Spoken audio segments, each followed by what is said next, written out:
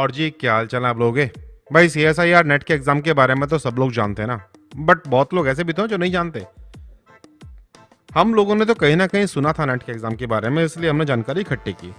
But बहुत सारे student ऐसे भी तो हैं जो अभी अभी MSc करके आ रहे हैं या जिन्होंने अभी ग्रेजुएशन किया है और उन्होंने सुन तो रखा है कि नेट का एग्जाम कुछ होता है, बट क्या होता है ये आइडिया नहीं है। तो चलिए आज हम लोग बात करते हैं नेट के एग्जाम की। और मैं कोशिश कर रहा हूँ कि अगर आपको नेट के एग्जाम के बारे में कुछ भी नहीं पता है तब भी आपका इन्फॉर्मेशन हो जाए कि नेट का एग्जाम होता क्या है और क्यों होता है। ये जो नेट का एग्जाम है इसे ऑर्गेनाइज करने वाली एक एजेंसी का नाम है CSIR, मतलब council of scientific and industrial research. ये HRD ग्रुप में आती है, भारत सरकार के ह्यूमन रिसोर्स डेवलपमेंट ग्रुप। इसके अलावा यूनिवर्सिटी ऑफ ग्रांट कमीशन, जिसे आप UGC के नाम से भी जानते हो, ये वही है जो आपके यूनिवर्सिटीज को सही मायने में परमिट प्रोवाइड करती है कि भाई ये यूनिवर्सिटी है भी या नहीं। इसलिए हम लोग बोलते थे UGC अफिलिएटेड यूनिवर्सिटी।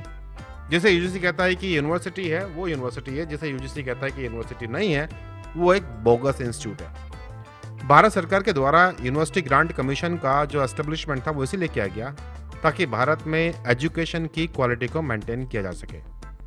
आज की तारीख में यूनिवर्सिटी ग्रांट कमीशन CBSE के साथ मिलकर के इस एग्जाम को कंडक्ट करती है। नेट के एग्जाम को हम लोग 3 तरीके से देख सकते हैं। एक एग्जाम तो वो है जो CSIR नेट कराता है, मतलब जो CSIR कराता है। CSIR वो इंस्टीट्यूट है जिसके प्रेसिडेंट हमारे भारत के प्रधानमंत्री श्री नरेंद्र मोदी जी हैं। सिमिलरली UGC भी अपना एक नेट कराता है अलग से। दोनों के सब्जेक्ट्स अलग अलग हैं। CSIR नेट में जहाँ साइंस साइड के सब्जेक्ट्स आते हैं जैसे कि लाइफ साइंसेज हो गया, केमिस्ट्री हो गया, मैथ्स हो गया, तो UGC में आर्ट साइड के सब्जेक्ट्स और बाकी बचे हुए जैसे कि हिंदी, इंग्लिश, कॉमर्स, इकोनॉमिक्स और बहुत तरह के सब्जेक्ट्स हैं। सिमिलरली अगर किसी ने गेट क्वालिफाई किया हुआ है तो गेट क्वालिफाई किए हुए कुछ लोगों को नेट की डायरेक्ट JRF फेलोशिप भी मिल सकती है। बट आज का जो हमारा पर्पस है, मैं आपको बताना चाहता हूं CSIR नेट के बारे में। इस एग्जाम का जनरली पर्पस होता है फेलोशिप प्रोवाइड करना या फिर लेक्चरशिप के लिए एलिजिबिलिटी को तलाशना। भाई पहली बात तो ये कि एग्जाम होता कब है। साल में 2 बार होने वाला एग्जाम है। एक बार होता है जून के महीने में 3rd संडे और दूसरी बार होता है दिसंबर के महीने में 3rd संडे। डेट आप एडिट कर सकते हो। आमतौर पर ऐसा नहीं होता कि ये डेट्स खिसक जाएं। When did CSIR net born and objective क्या था उसका? भाई एग्जैक्टली उसकी डेट ऑफ बर्थ तो नहीं पता मुझे, लेकिन 1990 से ये एग्जाम चला आ रहा है और इस दौरान इस एग्जाम ने बहुत रूप बदले हैं अपने। जब इस एग्जाम को डिजाइन किया गया था पर्पस ये था कि भाई जो MSc स्टूडेंट पास आउट कर रहे हैं वो कितना एलिजिबल हैं पढ़ाने के लिए डिग्री कॉलेजेस के अंदर और उनमें कितना टैलेंट है रिसर्च करने का, ये आइडेंटिफाई करने का एक तरीका था। उस टाइम भारत सरकार ने हायर एजुकेशन को प्रमोट करने के लिए ये स्कीम चालू की नेट के नाम की। उन्होंने कहा कि भाई जो हायर एजुकेशन में जाना चाहते हैं, PhD करना चाहते हैं, उनको हम पैसे प्रोवाइड कराएंगे, फेलोशिप। बस उस फेलोशिप के लिए आप एलिजिबल हो या नहीं, आपको ये एग्जाम पार करना पड़ेगा। तो बेसिकली इसीलिए हम लोग नेट को JRF के रूप में भी जानते हैं कि भाई नेट क्वालिफाई करने पर जूनियर रिसर्च फेलोशिप मिलती है। अच्छी खासी फेलोशिप का अमाउंट है। बट मत भूलना नेट एक एलिजिबिलिटी क्राइटेरिया भी है टीचिंग के लिए। जैसे 12th क्लास को पढ़ाने के लिए B.Ed का होना जरूरी है, ऐसे ही डिग्री कॉलेजेस को पढ़ाने के लिए नेट का होना जरूरी है। तो जो लोग नेट क्वालिफाई कर लेते हैं वो एलिजिबल बन जाते हैं कि डिग्री कॉलेज में पढ़ा सकते हैं। हाँ, नौकरी मिल जाएगी इसकी कोई गारंटी नहीं है। ऑब्जेक्टिव इसका यही था कि स्टूडेंट्स की एलिजिबिलिटी को टेस्ट कर पाएं कि वो कॉलेजेस में पढ़ा सकते हैं या नहीं और क्या उनमें रिसर्च करने की एबिलिटी है, उसके लिए उनके पास दिमाग है, क्या उनके पास उसकी नॉलेज है, ताकि सरकार उन्हें फेलोशिप प्रोवाइड कर सके रिसर्च करने के लिए CSIR, DBT या गवर्नमेंट और प्राइवेट सेक्टर की लैब्स के अंदर, सभी यूनिवर्सिटीज़ में और सभी IITs में। सबसे बड़ी खास बात यह है कि इस फेलोशिप को आप ऐसा नहीं कि यहाँ यूज़ कर सकते हो वहाँ नहीं कर सकते। अगर आपने फेलोशिप अर्न कर ली तो आपसे किसी भी गवर्नमेंट अप्रूव्ड इंस्टीट्यूट जहाँ पर रिसर्च फैसिलिटी है आप इसे वहाँ यूज़ कर सकते हो अपनी हायर डिग्री के लिए। ये हमें फेलोशिप प्रोवाइड कराता है PhD करने के लिए या फिर मास्टर्स डिग्री के लिए भी। बहुत कम लोगों को इस बात का आइडिया होता है कि अगर आप JRF क्वालिफाइड हैं, MSc कर चुके हैं, JRF क्वालिफाइड हैं या BTech हैं, JRF क्वालिफाइड हैं, तो आप हायर डिग्री में भी इस फेलोशिप का इस्तेमाल कर सकते हैं। अब लेक्चरशिप के बारे में तो देखिए, ये याद रखिए कि जिन लोगों ने एक बार नेट क्वालिफाई कर लिया, जिंदगी भर के लिए उन्हें ये एलिजिबिलिटी मिल गई। समझो कि एक बार नेट क्वालिफाई करने के बाद थ्रू आउट द लाइफ आप इस सर्टिफिकेट को इस्तेमाल कर सकते हो ये शो करने के लिए कि जी मेरे पास इतना टैलेंट है कि मैं पढ़ा सकता हूँ डिग्री वाले बच्चों को। ये एलिजिबिलिटी क्राइटेरिया है भारत सरकार का। तो अगर आपको पढ़ाने की एलिजिबिलिटी मिल गई तो फिर आप इंटरव्यू देने जाओगे, अगर वहाँ सेलेक्ट हो गए तो नो डाउट आप पढ़ाओगे भी। दूसरी बात आती है फेलोशिप की, जिसके लिए ज़्यादातर लोग CSIR नेट का एग्ज़ाम देना चाहते हैं। जितने भी लोग इस एग्ज़ाम को क्वालिफाई करेंगे JRF के लिए, तो उन्हें पहले 2 साल के लिए JRF फेलोशिप मिल जाएगी, जैसे बोलते हैं जूनियर रिसर्च फेलोशिप। ये नेट के एग्ज़ाम के थ्रू मिलती है। इसमें लगभग 31,000 रुपये महीना, जो कि अभी बढ़ी हुई फेलोशिप है, प्लस साथ में 30% HR है अगर आप किसी मेट्रो सिटी में रहते हैं, जो कि 9,300 रुपये के आसपास बैठता है। तो कुल मिला के 40,300 ये पर मंथ है जो फेलोशिप मिलती है। भाई इतने पैसों की तो कई बार जॉब्स नहीं मिलती। और अगर आपने 2 साल कंप्लीट कर लिए JRF करते करते और आप PhD में एनरोल्ड हो, तो फिर नेक्स्ट 3 साल के लिए आप SRF कहलाओगे, सीनियर रिसर्च फेलोशिप। ये आपको मिलेगी। और कई बार ऐसा भी होता है कि जिन लोगों के पास नेट का एग्जाम क्लियर नहीं था और वो PhD में एनरोल हो गए जैसे तैसे करके LS के बेस पर, और फिर बाद में वो 2 साल बाद अगर SRF के लिए अप्लाई करना चाहें तो वो डायरेक्ट भी अप्लाई कर सकते हैं। हाँ, अगर आपने नेट का JRF निकाल रखा है और आपने PhD ज्वाइन की तो 2 साल बाद आप ऑटोमेटिकली SRF बन जाओगे, 2-4 पेज की फॉर्मेलिटी पूरी करने के बाद।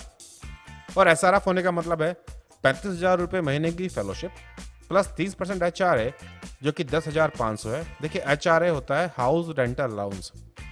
अगर आप किसी इंस्टीट्यूट में एंटर किए और वहाँ के हॉस्टल की फैसिलिटी नहीं लेते तो वहाँ रहने के लिए किराए के नाम पर भारत सरकार आपको 10,500 रुपये देगी, बशर्ते कि आप मेट्रो सिटी में रहते हो। तो कुल मिलाकर के यहाँ जो सरकार आप पर देने वाली है वो है 45,500 रुपीज़ पर मंथ। इसके अलावा चाहे आप JRF हो चाहे SRF हो, एनुअल कंटिजेंसी भी मिलेगी किताब वगैरह खरीदने के लिए, और ये आमतौर पर 20,000 रुपये सालाना से ज़्यादा होती है। तो ये फेलोशिप्स हैं जो हमें मिल जाती हैं। अब अगर हम बात करें CSIR junior research fellowship JRF की एलिजिबिलिटी डिग्री की, कौन कौन लोग हैं जो इस नेट के एग्जाम को दे सकते हैं ताकि उन्हें ये फेलोशिप मिल जाए। देखिए, जो भी BS 4 ईयर्स प्रोग्राम वाली कहानियां, मतलब जिनके पास बैचलर्स डिग्री है और ये बैचलर्स डिग्री 4 साल वाली है, जैसे कि BE, BTech, B pharma, MBBS, या फिर वो इंटीग्रेटेड किसी डिग्री में थे BSMS टाइप की, या फिर उनके पास है MSc की डिग्री, या फिर उसी के बराबर कोई और डिग्री, BSc ऑनर्स 4 साल वाली, या फिर कोई और इक्विवेलेंट डिग्री, या फिर ऐसे स्टूडेंट्स जो इंटीग्रेटेड MSc PhD प्रोग्राम में दाखिल हुए हैं। 55% मार्क्स जरूरी हैं। तो यहाँ 2 बातें बहुत इंपॉर्टेंट हैं। बहुत लोग समझते हैं कि जिनके पास बैचलर्स डिग्री है वो ये नेट का एग्जाम नहीं दे सकते, कि नेट का एग्जाम तो केवल मास्टर्स करने के बाद होता है। ऐसा नहीं है। BSc करने के बाद में आप नहीं कर सकते।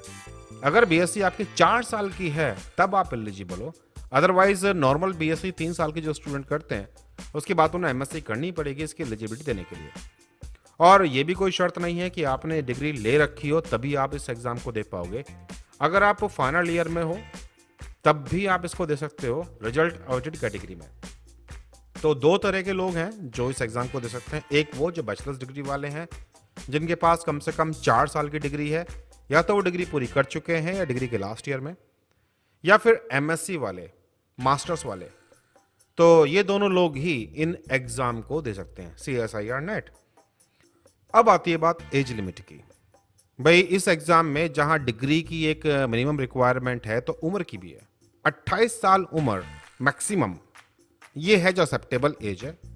लेकिन ये एज रिलैक्सेबल है 5 साल तक अगर स्टूडेंट बिलोंग करते हैं SC, ST, फिजिकल हैंडीकैप, या फिर अगर वो फीमेल एप्लीकेंट है।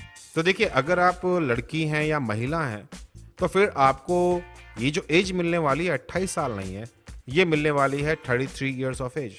और इससे कोई फर्क नहीं पड़ता कि आप किस कैटेगरी को बिलोंग करते हो, आपका महिला होना काफ़ी है। लड़कों के लिए ये 28 वाला जो अड़ंगा है ये अपनी जगह पर मौजूद है। हाँ भाई, अगर आप बाकी कैटेगरी में हैं तो आप 33 ईयर तक की एज में इस एग्ज़ाम को दे सकते हैं। ये भी ध्यान रखने वाली बात है कि जो ये एज लिमिट है ये केवल JRF के लिए है। अगर आप सपोज एज लिमिट पार कर चुके हो तब भी आप इस एग्ज़ाम को दे सकते हो, लेकिन केवल लेक्चरशिप के लिए।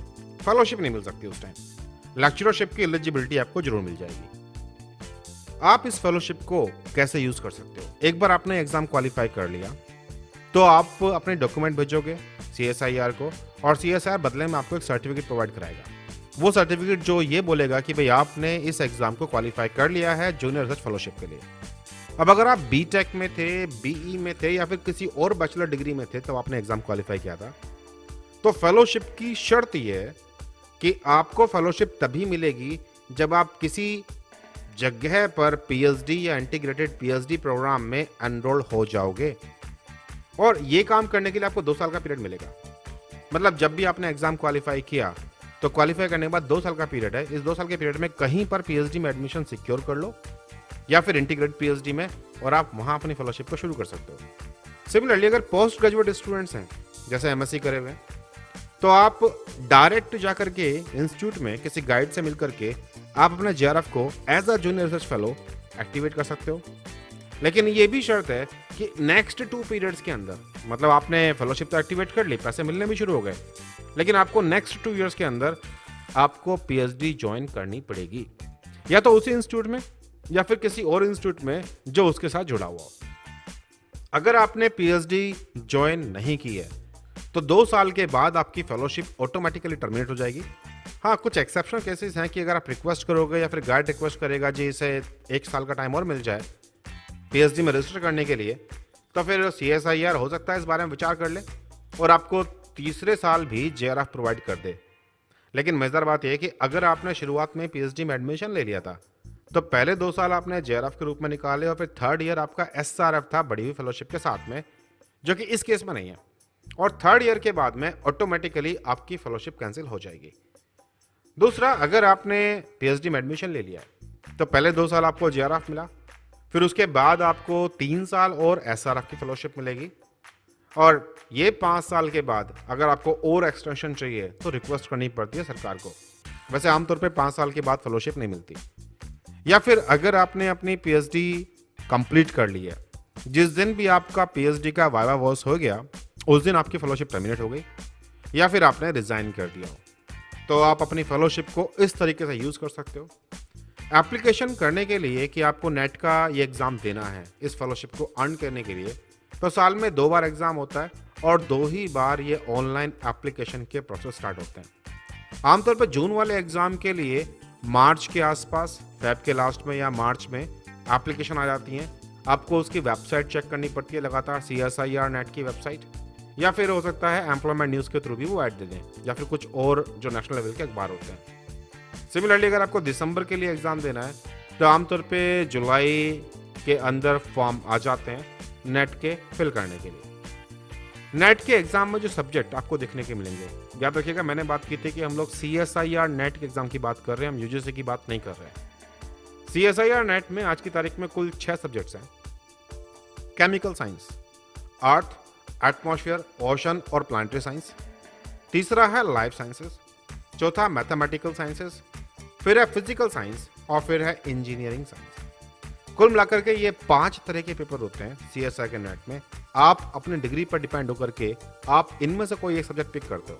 फॉर एग्जाम्पल, अगर आपने ऑर्गेनिक केमिस्ट्री में MSc की है तो आप केमिकल साइंस वाला फॉर्म फिल करोगे, आपके पास एक पेपर आएगा जो केमिकल साइंस का है। अगर आप बॉटनी से हो, जियोलॉजी से हो, माइक्रोबायोलॉजी या फिर बायोटेक्नोलॉजी या इसी तरह के और सब्जेक्ट, तो आप लाइफ साइंस को फिल करने वाले हो। लाइफ साइंस में जो सब्जेक्ट आएंगे सब मिला जुल करके आएंगे कि किसी एक सब्जेक्ट के लिए ना हो, सभी को बराबर मौका मिले। क्वेश्चन पेपर, भाई इस बार दिसंबर 2019 से CSIR नेट का पेपर ऑनलाइन होने वाला है। अभी तक ये हार्ड कॉपी में हुआ करता था। देखिए 1990 से लेकर के अब तक ये एग्जाम बहुत बार बदला है। पहले 2 अलग अलग पेपर हुआ करते थे, अब एक ही पेपर होता है MCQ टाइप का। तो हालांकि जो ऑनलाइन का पैटर्न है, पैटर्न अब तक डिक्लेयर नहीं है, लेकिन दिसंबर 2019 से ये ऑनलाइन करने वाले हैं। तो अभी जब इसका एडवर्टाइजमेंट आएगा तब शायद क्लियर हो कि कुछ चेंज तो नहीं किया। अभी तक जो पैटर्न है वो कहता है कि एक ही पेपर आएगा अकेला, मल्टीपल चॉइस क्वेश्चन, और यहाँ जो 4 ऑप्शन होंगे उनमें से एक ही ऑप्शन करेक्ट होगा। कुछ एग्जाम ऐसे भी होते हैं जिनमें एक से अधिक ऑप्शन करेक्ट होते हैं। इस पेपर में 3 पार्ट होंगे। जैसे पार्ट ए जो है ये कॉमन होगा सभी सब्जेक्ट के लिए।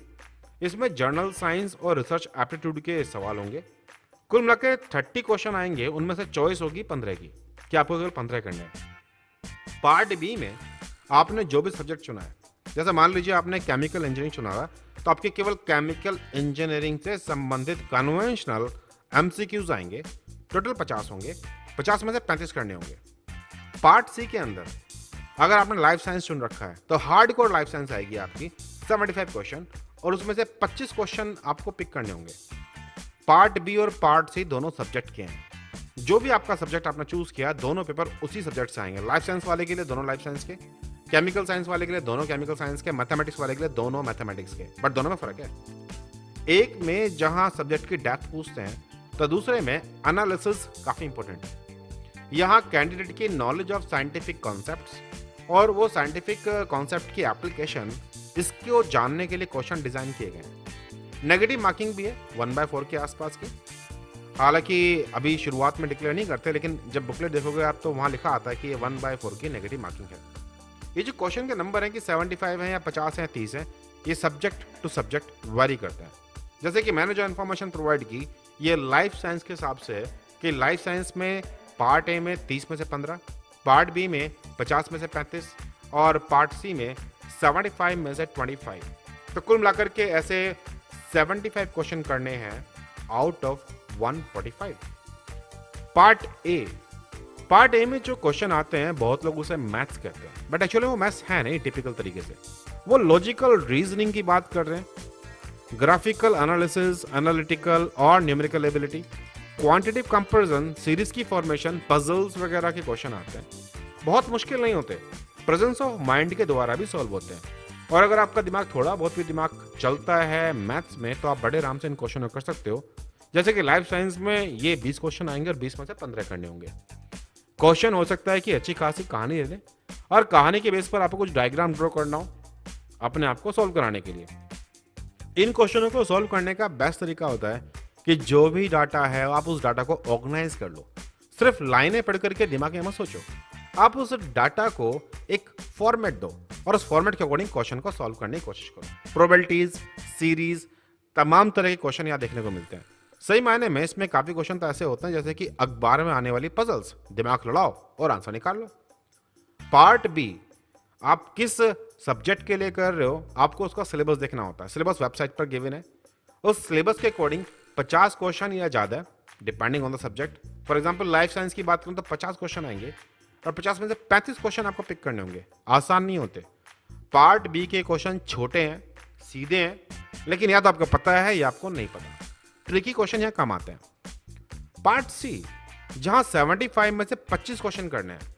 अब यहां सब्जेक्ट की डेप्थ में भाई नॉलेज आपकी तलाश लेते हैं कि आपको पता भी या नहीं पता। इसलिए क्वेश्चन कई बार बहुत बड़े होते हैं, डाटा बेस्ड होते हैं और एनालिसिस की रिक्वायरमेंट होती है। अगर आपकी मल्टीपल कॉन्सेप्ट्स क्लियर हैं तो आप उन कॉन्सेप्ट को जोड़ करके हो सकता है आंसर निकाल लो। बट मत बोलो यार चॉइस ही बड़ी है। लाइफ साइंस में 75 में से 25 है, लेकिन अलग अलग सब्जेक्ट्स में ये चॉइस वेरिएबल हो सकती है। तो आपको अपने सब्जेक्ट के हिसाब से देखना होगा कि क्या पर्टिकुलर चॉइस दे रखी है। ये क्वेश्चन मुश्किल लगते हैं करने में, लेकिन जिनका ज्ञान अच्छा है, जिन्होंने अच्छी किताबों से पढ़ा है, वो इस एग्जाम में फेल नहीं होते। भाई मत भूलो, बहुत लोग जहां एग्जाम क्वालिफाई नहीं करते तो काफी लोग ऐसे भी तो हैं जो क्वालिफाई करते हैं। आमतौर पे हर साल 1500 के आसपास या 1800, कभी कभी नंबर बढ़ के 2000 भी हो जाता है। ये वो लोगों का नंबर है जो JRF क्वालिफाई करते हैं। और याद रखिएगा यहाँ एक बहुत इंपॉर्टेंट चीज है, कंपटीशन दो लोगों के बीच में, या तो रिजल्ट अवेटेड कैटेगरी या MSc पास आउट। मतलब दो मेरिट बनेगी। एक मेरिट उन लोगों की बनेगी जो MSc कर चुके हैं और उनकी सीट आपस में बटी हुई है। मान लीजिए कि टोटल JRF 1500 है, तो 1500 में से हो सकता है 750 JRF केवल उन लोगों के लिए हैं जो MSc कर चुके हैं और 750 JRF उन लोगों के लिए हो जो MSc में अभी रिजल्ट अवेटेड कैटेगरी में है, चाहे बीटेक में हो। फायदा कब है एग्जाम देने का? पूरी भीड़ में से 750 निकालना चाहते हो या कम भीड़ में से? भाई इस पर्टिकुलर ईयर में कितने लोग ऐसे होंगे जो अपनी बैचलर्स की फाइनल डिग्री में या फिर MSc की फाइनल डिग्री में होंगे, और इसी साल में कितने लोग ऐसे होंगे जो बीटेक BSc 4 साल वाली कर चुके हैं, MSc कर चुके हैं। तो आप पाओगे जो कर चुके वाला नंबर है वो बहुत बड़ा होगा। वहां भी 750 सीट है और जो रिजल्ट अवेटेड कैटेगरी है वहां भी 750 सीट है। इसलिए बेस्ट टाइम इस एग्जाम की प्रिपरेशन का तब होता है कि जब आप बैचलर्स डिग्री के सेकंड लास्ट ईयर में हो, ताकि लास्ट ईयर में आप आराम से इस एग्जाम को निकाल सको। सिमिलरली अगर आप मास्टर्स डिग्री में हो तो फर्स्ट ईयर में तैयारी का बेस्ट टाइम है। बहुत लोग समझते हैं कि पहले अपनी डिग्री निकाल लेते हैं फिर इस एग्जाम के बारे में सोचेंगे, ये बेवकूफ़ी है। अगर तुम अपने इस एग्जाम को ढंग से क्वालिफाई करना चाहते हो और आराम से क्वालिफाई करना चाहते हो तो ड्यूरिंग योर डिग्री इस एग्जाम की तैयारी करो और तब जाकर के इस एग्जाम को निकाल लोगे। भाई जो पढ़ाई आप डिग्री के लिए करने वाले हो उसी पढ़ाई को पढ़ करके ये एग्जाम निकलेगा, कुछ अलग से नहीं पढ़ना। अगर आपको लगता है कि नेट के एग्जाम को क्वालिफाई करने के लिए कुछ और पढ़ना है जो आपके डिग्री में नहीं था तो ये भी गलत है। आपने जो अपनी डिग्री में पढ़ा है उसी को अच्छे तरीके से पढ़ना है। तो सोचो, अगर एमएससी बायोटेक का बच्चा अपनी बायोटेक्नोलॉजी के सब्जेक्ट्स को ड्यूरिंग द एमएससी बढ़िया तरीके से पढ़े तो उसके एमएससी में नंबर बढ़ गए, प्लस साथ में उसने एमएससी क्वालिफाई करने से पहले पहले नेट भी क्वालिफाई कर लिया, तो फिर वो खाली क्यों बैठेगा? एमएससी करते ही फौरन कहीं ना कहीं पीएचडी में एडमिशन लेगा ना। आफ्टर ऑल जो लोग साइंटिस्ट बनना चाहते हैं या फिर प्रोफेसर बनना चाहते हैं वही लोग एग्जाम की तरफ आते हैं। ये एग्जाम और पढ़ाई मुश्किल होती है हमेशा, लेकिन फ्यूचर बड़ा अच्छा होता है, इज्जत बोनस के रूप में मिलती है। इस एग्जाम के रिजल्ट्स आमतौर पे वेबसाइट के थ्रू ही देखने को मिलेंगे। सबसे पहले जब एग्जाम हो जाता है तो विद इन 2 मंथ्स पहले की आती है कि भाई क्वेश्चन के आंसर क्या क्या थे, और फिर मौका भी देता है CSIR कि आप चैलेंज करना चाहो क्वेश्चन के आंसर को तो कर दो विद डाटा। और फिर उसके बाद फाइनल की आती है लगभग 4 महीने के अंदर। फॉर एग्जाम्पल अगर आपने जून में दिया था तो जुलाई अगस्त तक पहले की आ जाएगी, अक्टूबर नवंबर तक फाइनल की, और उसी के आसपास रिजल्ट भी आ जाएगा। हालांकि कई बार ये डेट्स वेरिएबल हो जाती हैं, कई बार वो विद इन 3 मंथ सारी प्रोसेस पूरी कर देते हैं, तो कई बार 5-5, 6-6 महीने लगा देते हैं इस काम को करने में। इसलिए रिजल्ट के भरोसे कभी मत बैठना, अपने एग्जाम खत्म करो और नेक्स्ट 6 महीने के बाद आने वाले एग्जाम की तैयारी करो। ये इस एग्जाम की है। जो लोग हाथ धो के इसकी तैयारी के पीछे पड़ जाते हैं ना, वो इस एग्जाम को क्वालिफाई कर लेते हैं। अब चलते चलते डायरेक्ट SRF की बात भी कर लेते हैं। जो लोग ऑलरेडी PhD में एनरोल हो चुके हैं बट उनके पास फेलोशिप नहीं है तो वो भी डायरेक्ट SRF अप्लाई कर सकते हैं। MSc BE BTech equivalent degree वाले, कम से कम इनके पास एक पब्लिकेशन होना चाहिए और 2 साल का MSc BE BTech के बाद रिसर्च एक्सपीरियंस होना चाहिए। मतलब फ्रेशर नहीं कर सकते, कम से कम 2 साल का रिसर्च एक्सपीरियंस होना जरूरी है और 55% मार्क्स पे। MTech और ME अगर 60% नंबर हैं तो ये डायरेक्ट अप्लाई कर सकते हैं SRF के लिए। BE BTech या फिर इक्विवेलेंट डिग्री जिनके पास 60% मार्क्स हैं और 2 साल का रिसर्च एक्सपीरियंस है वो भी कर सकते हैं। MBBS BDS जिनके पास 60% मार्क्स हैं और 1 साल की इंटर्नशिप है, ये अप्लाई कर सकते हैं SRF के लिए। B Pharma, BVSC और BSc एग्रीकल्चर या इक्विवेलेंट डिग्री जिनमें कम से कम 55% नंबर हैं, एक पब्लिकेशन है और कम से कम 3 साल रिसर्च एक्सपीरियंस कंप्लीट किया है, तो ये लोग भी डायरेक्ट SRF के लिए अप्लाई कर सकते हैं। सिमिलरली M Pharma, MBSc और MSc एग्रीकल्चर ये एक ही पब्लिकेशन के साथ with at least 1 year research experience ये SRF अप्लाई कर सकते हैं। SRF की एज लिमिट 32 साल है और अगेन यहाँ भी 5 साल का रिलैक्सेशन है SC ST OBC physical handicapped और फीमेल एप्लीकेंट के लिए। आई होप यहाँ वीडियो से कुछ आपको जानकारी मिली होगी इस नेट के एग्ज़ाम के बारे में। याद रखिएगा कुछ बातें जो खास हैं, नेट के एग्ज़ाम BTech के बच्चे कर सकते हैं। फाइनल ईयर में एग्ज़ाम दीजिए ताकि आपकी डिग्री कंप्लीट होने से पहले आप एग्ज़ाम क्वालिफाई कर चुके हो, और ऐसा करने के लिए सेकंड लास्ट ईयर से तैयारी शुरू कर देनी चाहिए। और ये भी याद रखिए कि जो आप अपनी डिग्री में पढ़ने वाले हो या पढ़ रहे हो यही है जो आपके एग्ज़ाम में आने वाला है। इस एग्ज़ाम में जहां क्वालिफाई करने पर आपको एक अच्छी खासी फेलोशिप मिलेगी तो आपको एक अच्छे इंस्टीट्यूट में एंट्री के चांस ही मिलेंगे। इसके अलावा भाई जब भी कभी इंटरव्यू देने जाओगे आप नेट क्वालिफाइड हो, इसकी बात ही अलग है। नेट क्वालिफाई करने का मतलब है आपके पास नॉलेज, और ये आपकी ताकत को दर्शाता है। एक एक्स्ट्रा क्वालिफिकेशन है नेट एग्ज़ाम बहुत लिहाज से, फेलोशिप, लेक्चरशिप और शान और शौकत। साइंस की लाइन में थोड़ा देर लगती है लेकिन यहाँ रिटर्न्स पक्के हैं, खासतौर से उन लोगों के लिए जो कभी अपने एफर्ट्स नहीं छोड़ते। iFly के और वीडियोस देखने के लिए इस चैनल को सब्सक्राइब कीजिए। अगर ये वीडियो पसंद आया तो लाइक कीजिए और शेयर कीजिए अपने दोस्तों के साथ। iFly नेट गेट के बारे में और जानने के लिए गूगल कर सकते हैं या फिर मुझे व्हाट्सएप कर सकते हैं iFly की क्लासेस ज्वाइन करने के लिए 9013902981। चलिए फिर मजे कीजिए। Bye bye.